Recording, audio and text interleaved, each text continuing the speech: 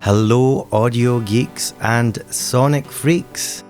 In my last video I showed you how to extend a note without using time stretch, and today I'm going to show you how to time correct drums manually without using audio warp.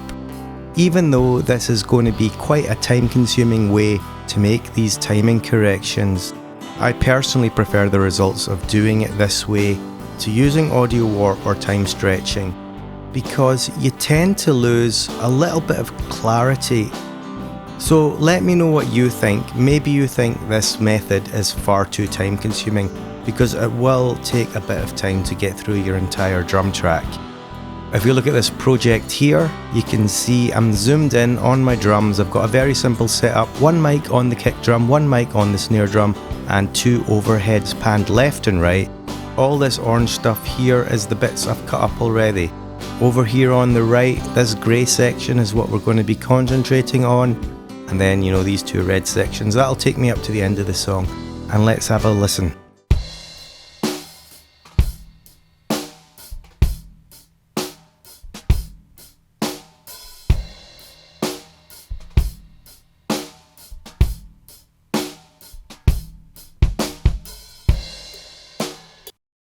I'm turning my click track on by pressing C.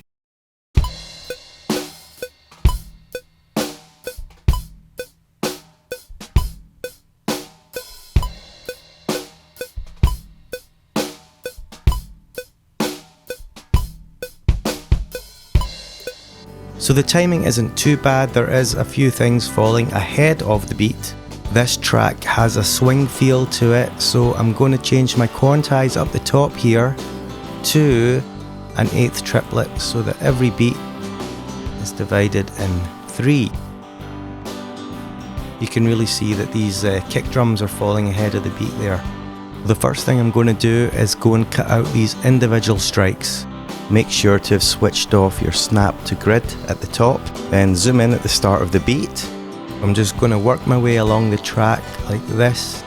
Right click on the background to change to your scissor tool.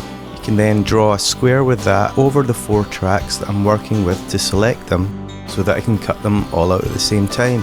And what you'll notice is when you make your first cut, it deselects the section in front of the cut, but the section after your cut remains selected, so that makes it easy. I've gone and cut these all out individually.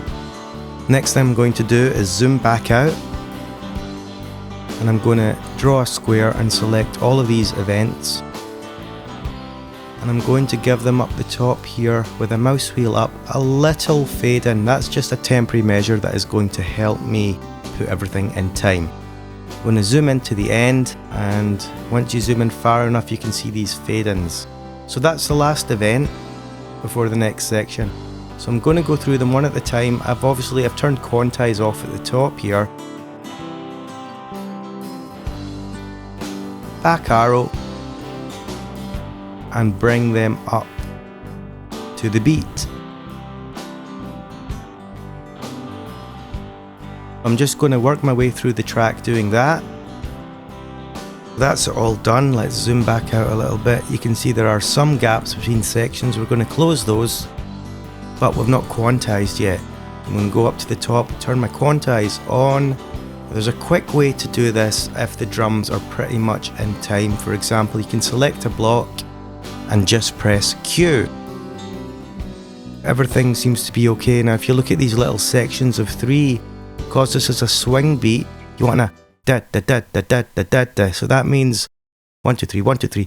Every 2 is missed out, da da da da da da. So we don't want anything falling on 2. After I automatically quantize this has fallen on 2 of those 3. So that should actually be over here on 3. That should be quite quick. I'll just go a bar at the time. That's fallen in time. That's all fallen in time, and so on. Now we can zoom out again and just select them all. We want to remove the little fade in up the top here that we gave, so I'm just going to mouse down on this one, and the fade in's back at 0 again. And then we just need to connect all the parts together. I've zoomed in again. This is the first beat I'm concerned with. The turquoise bit leading up to it, I've already quantized that section, everything in front of this, so I'm just going to turn my quantize off and zoom in a bit. This is the advantage of Cubase, okay, you can see this section with grey lines on it, the diagonal lines. That is where events are overlapping, so Cubase allows you to overlap events on the same track. It's only going to play the event that's on the top, but it makes crossfading really quick. I know because that's overlapped, there's not going to be any clashes under there. I just select the adjoining sections and I press X. Then I can click there, forward arrow key, and I'm on to the next one.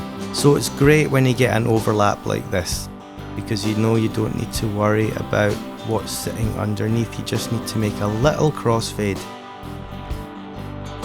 and move on to the next. This time we don't have an overlap. That means when I pull this out, we're going to see the snare drum repeating there. So let's just take it back, watch these waveforms and find somewhere that looks like a good place to connect.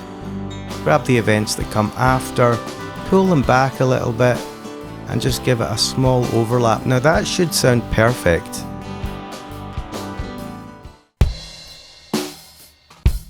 You could hear the gap there that was coming after the turquoise section, but the point is, this section of audio that I pulled back is a repeat of the section of audio just before it, so you'd think that it would sound a bit weird. The hi-hats are quite closed, so this actually makes it a bit easier for this video. If the hi-hats are open, or you're dealing with a big cymbal clash or some sort of percussive element that's got a lot of sustain, that makes it a bit more complicated. I might cover that in a later video. But the point being that you can still pull back and repeat a little section of audio. I think that still sounds better than audio warping. I'm zoomed in quite far, so it maybe looks like a lot of audio that's repeated there, but it's just milliseconds. Let's move on to the next one. Again, a nice overlap. So all I need to do is just a crossfade again. I'm just going to go ahead and work my way through these drums, and if anything interesting crops up, I'll show you what I've done. Here's something you need to watch out for. I'm extending these events out as far as I can, and you can just see the kick drum sneaking in again here. If we're to pull this out the way, there it is. So what you need to watch out for is that you don't overlap and crossfade sections like that, because you're going to get a brrr when you don't want it. If I undo, just take it up to about here and then create my overlap ahead of the beat.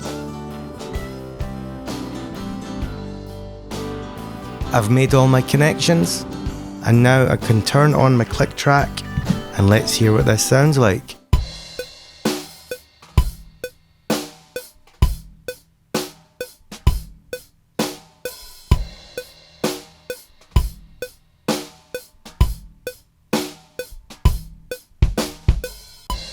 Bingo!